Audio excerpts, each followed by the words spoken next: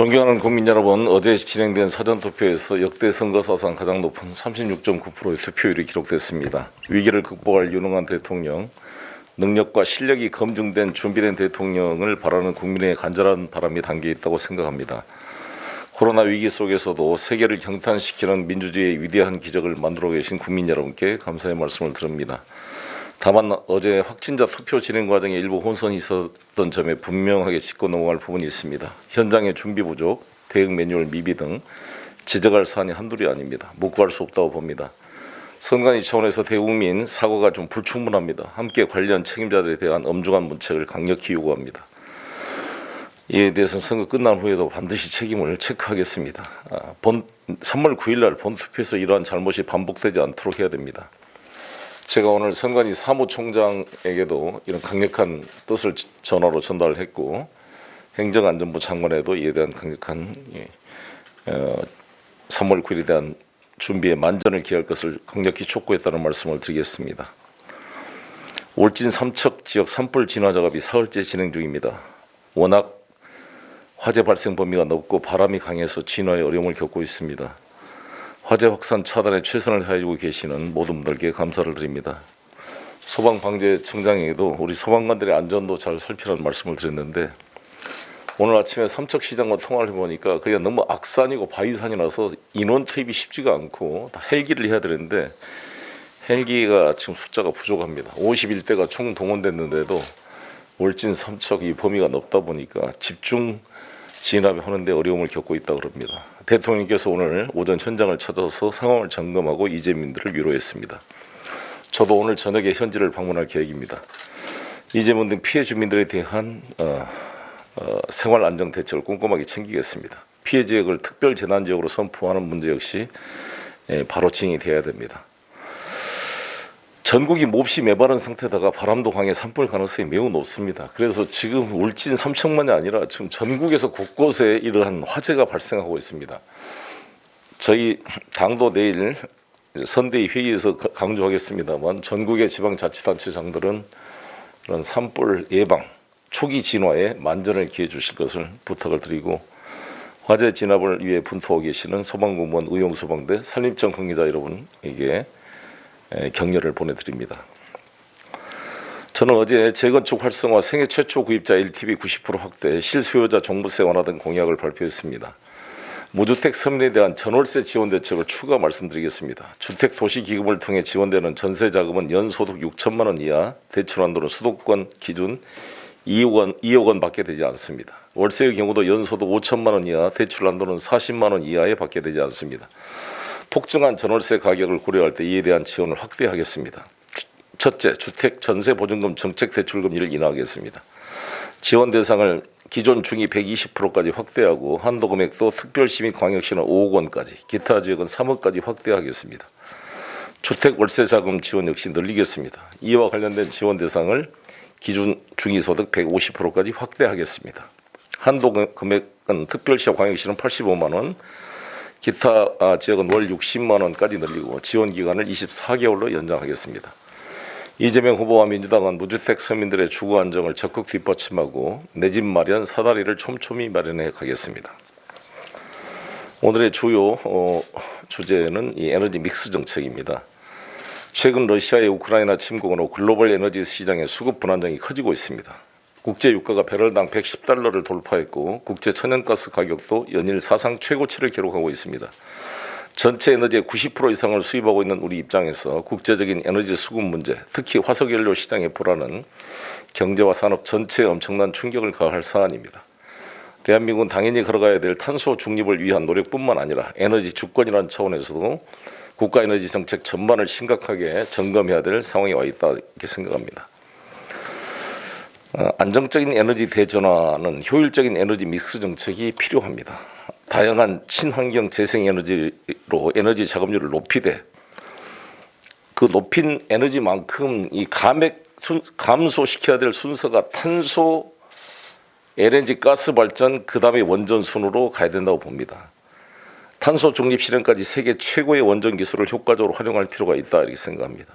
정부는 2030까지 온실가스 감축 목표 NDC를 40% 설정했고 이재명 후보는 50%까지 하겠다는 그런 의지를 표시한 바 있습니다만 이게 쉬운 일이 아닙니다. 엄청난 비용이 들어가고 기업에 부담이 될 텐데 이걸 이재명 정부는 이걸 기업에 전가시키지 않고 국가자가 대대적인 투자를 하겠다 그랬습니다만 여기서 이러한 목표를 차질 없이 수행하기 위해서는 이재명 후보가 당선되면 인수위원회에서 NDC 40%를 딱 남으면 8년밖에 안 남았는데 2022년부터 그러면 8년 동안 역산해가지고 각 CO2 배출 부분, 건설 부분, 철강 분야, 도로 분야, 전기에너지 생산 분야별로 딱 배분해서 정확한 그 구체적 수치로 로드맵을 만들지 않으면 2030년 40% NDC 목표가 쉬운 일이 아닙니다. 그래서 이것을 하기 위해서 전반적으로 에너지 믹스 정책을 점검할 필요가 있다 이렇게 생각합니다. 특히 이재명 후보의 1조 달러 수출, 국민 5만 달러, 코스피 5천 시대를 열기 위해서는 안정적 에너지 수급이 아주 필수적입니다. 대한민국 70년대, 80년대 경제 성장의 경쟁력의 핵심은 원전을 통한 안정적이고 질 좋은 전기 공급이 뒷받침됐기 때문에 가능했던 것입니다. 이것을 어떻게 에너지 전환에 맞춰 단계적으로 에너지 믹스를 재생에너지로 갈 것이냐가 중요한 과제입니다. 석탄 화력 발전 57기 중 2034년까지 노후된 시설 30기를 폐쇄할 계획입니다. 그러면 이것을 대체할 수 있는 이에서는 재생에너지 비율을 높여가야 되지만 단기간에 그것이 다 커버되기 어렵고 재생에너지의 불안정성을 보충하기 위해서는 원전과의 장기간 믹스 정책이 불가피합니다. 그래서 문재인 정부는 이 2017년 신고리 오리코기 공론화위원회를 통해서 환경단체와 또 원전업계들이 잘 믹스가 돼서 정보를 공유한 이후에 최종 판결을 통해 오리코기 건설 재개를 결정한 바 있습니다. 그런데 당시에 여러분도 아시다시피 제가 그때 이 문제를 제기했습니다. 신한울 3, 4호기도 이미 공사가 사실상 진행이 돼서 약 7천억 정도의 매몰 비용이 발생했다 그러는데 이것도 별도의 공론화 절차 과정에 들어가서 논의를 했어야 되는데 신고리 5, 6호기만 하고 빠져버렸습니다. 그리고 신고리 5, 6호기에서 이미 신한울 3, 4호기 중단 문제까지 논의를 해버렸다는 것은 월권이라는 것을 저는 지적해 왔습니다. 그래서 국무총리 훈령 신고리 5, 6호기 재개에 관한 공론화위원회 설치에 관한 훈령을 보면 목적 사업이 분명히 신고리 5, 6호기 재개에 한정돼 있지 신한울 3, 4호기를 처리할 수 있는 권한이 부여된 것은 아닙니다. 그래서 저희들은 신한울 3, 4호기 건설 문제에 대해서 지금 환경단체의 반대와 업계 측의 그런 주장, 학계 측의 의견들을 잘 좀 상의해서 공론화위원회를 만들어야 된다고 생각합니다. SMR 분야는 이미 후보님 말씀했습니다만 그래서 이 신한울 3, 4호기에 대한 건설 추진 재개 여부에 대해서 이재명 정부는 공론화위원회를 구성하겠다는 그런 공약을 발표합니다. 이미 이재명 후보께서 작년 12월에 국민적 공론화를 통해서 신한울 3, 4호기 문제를 처리하겠다고 이미 발표한 바 있습니다만 잘 알려지지 않아서 제가 이걸 다시 한번 환기시키고자 이 문제를 발표한다는 말씀을 드리겠습니다. 이 문제에 대해서 왜 언론인 여러분이나 또 야당에서는 당연히 이때까지 있다가 왜 이것을 제기하냐 이렇게 주장을 또 지적할 수 있다고 생각합니다. 저는 그런 부족한 점이 있었다 솔직히 인정해야 된다고 봅니다. 변명을 한다면 언론인 여러분들 아시다시피 제가 선거대가 되니까 이걸 제기하는 게 아니라 원래부터 저는 소신으로 이 문제를 청와대하고 부딪히면서도 이 문제의 필요성, 공론화 필요성을 제가 제기해 왔기 때문에 이 문제를 이재명 후보와 상의해서 다시 한번 환기시키고 이미 이재명 후보께서 작년 12월에 했던 말씀을 기초로 다시 한번 이 말씀을 보고를 드린다고 생각합니다. 이상입니다. 네, 혹시 송영길 당대표께서 발표하신 내용을 중심으로 질의응답을 하실 분이 계시면 손을 들어주시면 감사하겠습니다. 질문 있으신가요? 네.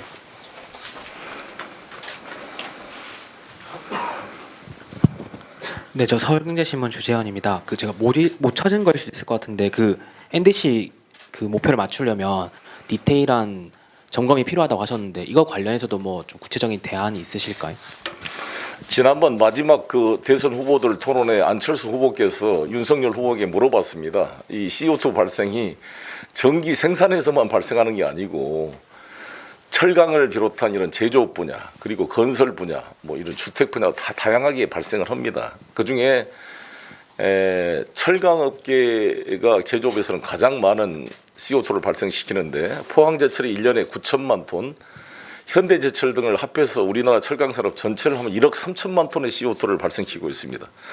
총 우리가 1년에 발생시키는 7억 3천만 톤 CO2의 거의 12%가 넘는 달하는 그런 비율인데 이것을 어떻게 해결할 것이냐에 대해서 안철수 후보가 물어보니까 윤석열 후보는 전혀 그에 대한 지식이 없었습니다. 대답을 못했는데 저희 정부는 지금 포스코가 수소 환원 제철법이라고 그래서 코우크스를 쓰지 않고 수소를 써서 철광석에서 철을 추출 분리하는 그 법을 지금 R&D를 하고 있는데요.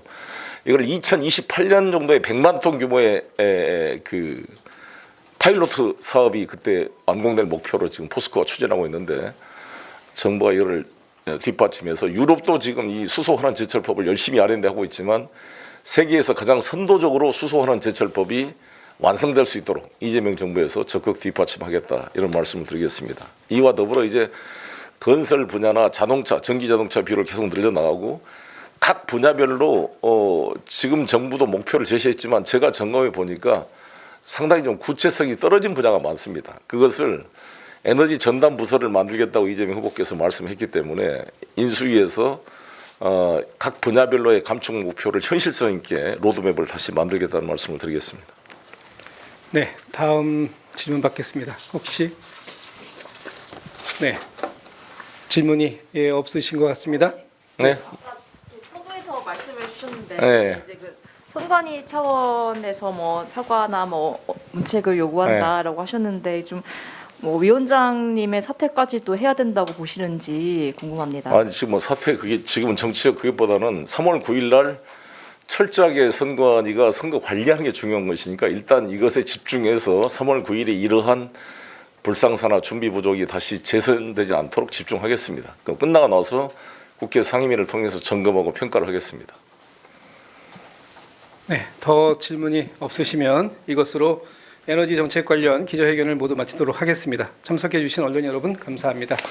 좀 더 제가 추가로 말씀드리면 이 발표를 제가 한다 그러니까 이 원전업계에서 대폭 환영의 의사를 표시했습니다. 너무 했는데 사실 이제 이 문제 가지고 야당에서는 당연히 이 문재인 정부가 그동안 탈원전 팍 떠들다가 이제 와서 그 뭐 하느냐 이렇게 비판할 수가 있겠지만 아시다시피 우리나라 재생에너지 비율이 한 4%밖에 안 되잖아요.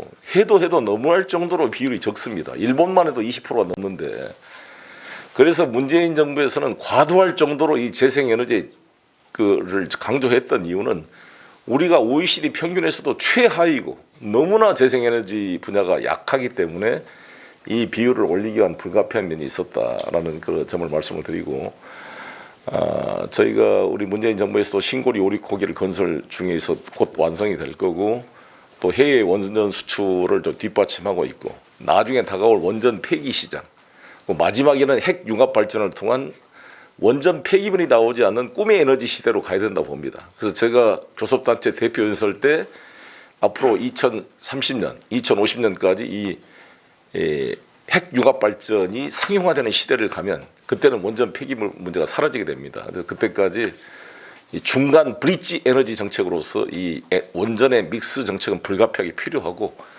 그래서 이 문제를 전문가 공론회를 통해서 잘 점검해 보도록 하겠다는 말씀을 드리겠습니다. 이상입니다.